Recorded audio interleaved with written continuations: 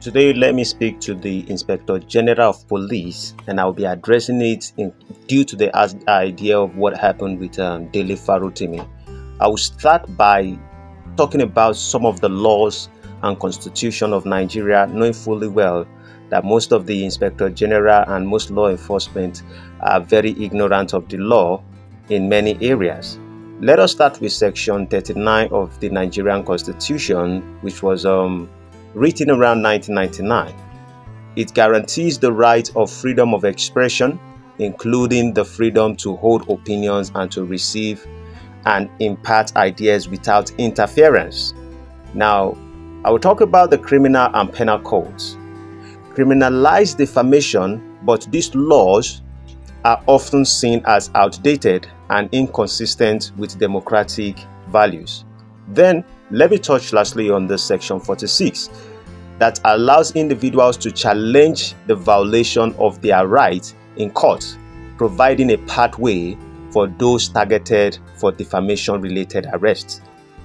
Now, there are critical questions I want to ask the IG of Nigerian Police. How does the criminalization of defamation align with Section 39 of the Nigerian Constitution, which upholds freedom of expression? Secondly, should the police prioritize defamation cases when other pressing crimes such as corruption, kidnapping, and insecurity demand urgent attention? Thirdly, what mechanisms are in place to prevent abuse of defamation laws by influential individuals to silence critics or dissenting voices? Should the police play the role of enforcing civil disputes that are better handled by the court through civil litigations? How can the police ensure impartiality when the complainant in defamation cases is often a powerful entity or individual? What steps are being taken to educate officers on the limitations of their powers in cases involving speech and opinion? What is the Inspector General's stance on revising the criminal and penal codes to decriminalize defamation in line with modern democratic standards? Does the Inspector General of Nigerian Police recognize that arresting individuals for defamation may discourage whistleblowing and harm anti-corruption efforts? How does the criminalization of defamation affect Nigerians' image on the global stage regarding human rights and press freedom?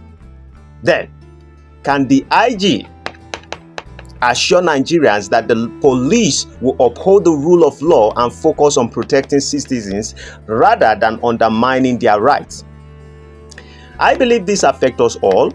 If we allow the criminalization of speech to continue, we risk creating a society where truth becomes stifled and fear dominates public dialogue.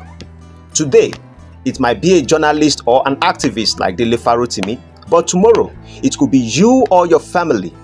We must demand that defamation is treated as a civil matter, not a criminal one. How many times do we need to emphasize on this before the Inspector General of Nigeria's police here would begin to listen or work or function properly, to listen to what the people are saying and for him to instruct the other commissioner of police to do what is right? It is your duty, and let me address the Nigerian lawyer. It is your duty to defend the rights enshrined in our constitution. You guys need to advocate for decriminalization and represent those silenced by outdated laws. Not just to receive funds, not just when you get paid. To the House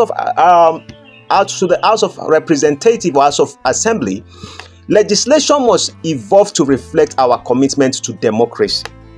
Review and repeal criminal defamation laws, replacing them with civil remedies that promote fairness without suppressing speech. And I would end it by this. The freedom to speak and criticize is not just a right, it is the foundation of progress. When we silence dissent, we invite tyranny. Just like that senior advocate who went after Dele Farotimi. Nigerians, this is not just about today, it's about securing a future where voices are free and justice is real. Let us all rise to defend this freedom for ourselves and generations to come. I believe most Nigerians, when I speak, some people say, oh, talk is cheap. If talk is cheap, why are you not speaking about these things? Because if we all, by raising our voices, we have seen that we have been able to shake the internet, and the police have been able to get the information, and now they are coming up with explanation, which the explanation would not be accepted, but the only thing they have to do is to release Mr. Dele Farotimi. Most Nigerians, we are so much focused on the idea of entertainment rather than us to focus on the future of us and the future of our children. We are called the leaders of tomorrow, but I don't think most of us act like one. But I'm pleading with you, let us reconsider. Let us look at our lives. Let us ask ourselves, do we love this nation? If we love the nation, we have to fight for it. For those who have given up on Nigerians, who says, oh, Nigeria is a waste of time, we can't fight for it, we would rather move to a different country, I wish you good luck. But for those of us who still believe that we can make this country work, who still believe there's a chance, even if there's no chance, we would decide to fight. Let us come together and let us be more strategic, and let us work together as we approach 2025 to make sure that we make a change. First of all, the freedom of speech needs to be given to all Nigerians. With that being said, hope to see you all in the next one. Whatever do you think? What do you think about the statement I just made to the Inspector General of Police? I believe you should do what is proper, and if you are not doing what is proper, this is not going to stop. We will call upon every Nigerian, both in diaspora and every community, every union, whatever is in our disposal, and we will throw it at you, sir, until you speak to your boys to understand that their duty is not to destroy us for speaking our opinions. Defamation is not your duty.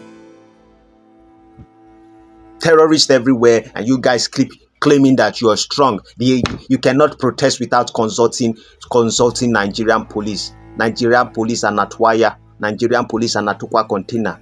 You guys better do what is proper. I'm actually Yoruba, I'm not an Igbo. I don't even know what I just said. Have a great day. Bye-bye for now. When you are revolutionary and you talk the truth, people will come and slap you down. Then you talk the truth again, they lock you in jail. They never hear anything at all. Then go hear pansa pansa. When you are revolutionary and you talk the truth, people will come and slap you down. Then you talk the truth again, they lock you in jail. They never hear anything at all. Then go hear pansa pansa.